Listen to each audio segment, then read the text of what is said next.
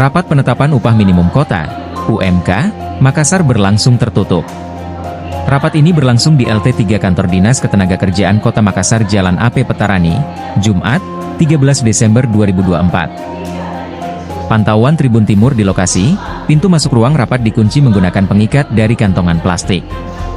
Di dalam ruang rapat tersebut terdengar samar terjadi perdebatan terkait UMK.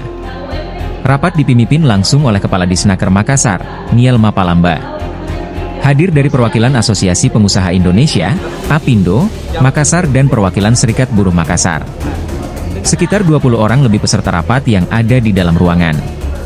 Sementara di luar ruangan, terlihat beberapa perwakilan Serikat Buruh menunggu. Sesekali mereka meneriakkan aspirasinya menggunakan pengeras suara di depan ruangan tersebut.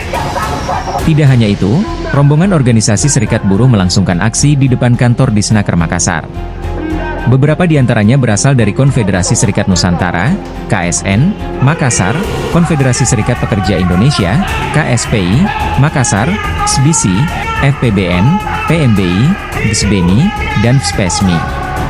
Mereka menuntut agar Pemkot Makassar juga membahas terkait upah minimum sektoral kota, UMSK.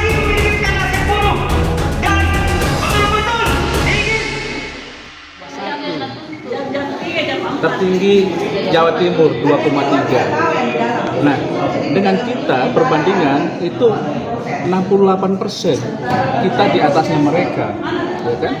Kenapa ada ketimpangan seperti itu? Kita sudah terlalu tinggi.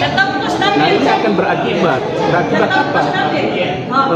Terjadi capital flight, ya. Akan tutup perusahaan-perusahaan di sini, pindah ke Jawa. Nah, ini yang harus kita pikirkan. Harusnya dari serikat-serikat yang ada ini harus berpikir jauh lah gitu. Jangan hanya ingin menaikkan UMP. Harusnya yang diperjuangkan itu adalah struktur skala upah. Karena kalau UMP itu adalah batas minimum ya, batas minimum upah. Jadi yang ada di level bawah, yang 0 tahun, yang harus diperjuangkan itu adalah struktur skala upahnya. Bagaimana mereka yang sudah bekerja di atas 1 tahun. Itu yang harus dipertajam, diperkuat aturannya. Jangan hanya basicnya, karena investasi masuk itu pertimbangannya pertama bagaimana UMP-nya, bagaimana kondusivitas keadaan di sini ya. Mungkin banyak demo dan sebagainya itu menjadi pertimbangan juga. Ada beberapa sudah perusahaan yang akan tutup ini Desember ini ya, yang saya tangani. Kebetulan saya juga dari APindo di bidang pembinaan terhadap pengusaha-pengusaha. Jadi di Desember ini aja ada beberapa perusahaan yang akan hengkang dari Sulawesi Selatan. Jadi cuma berapa persen harapan APindo? Ya, karena sudah ada aturan, ada Permenaker nomor 16 tahun 2004 ini, ya kita ikuti itu loh. Upah sektoral gimana? Untuk serikat buruh? Untuk nanti kita lihat lah.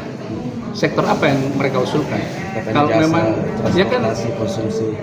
ya nanti kita pertimbangkan karena kita juga akan diskusi ini di sela-sela waktu break ini ya kita coba Maksudnya diskusi APindo kembali. sepakat nggak kalau upah sektoral ditetapkan? Mungkin saya lihat dulu sektornya deh. Apakah memang betul sektor itu ada di Makassar? Kayak pertambangan, di mana ada pertambangan itu? Pertambangan tidak. Mungkin, impossible itu. Tapi saya sudah sempat dibahas tadi Pak soal sektoral. Belum, jadi masih pembahasan, terutama masalah industri makanan tadi. Ya mudah-mudahan kalau nanti kita sih berharap tidak ada sektoral di sini. Alasannya Pak, kenapa APindo beranggapan demikian? Ya pertama dari histori kita tidak pernah menetapkan itu ya. 2018 katanya pernah. Ya. 2018 pernah. 2018? Iya. Kemudian ada Undang-Undang Cipta Kerja dibatalkan, kemudian dituntut lagi karena ada MK, putusan MK. Nanti saya coba pelajari, saya belum melihat itu. Tapi yang jelas selama saya jadi bidang pengupahan di Makassar, saya belum pernah memutuskan itu. Demikian. Download Tribun X sekarang, menghadirkan lokal menjadi Indonesia.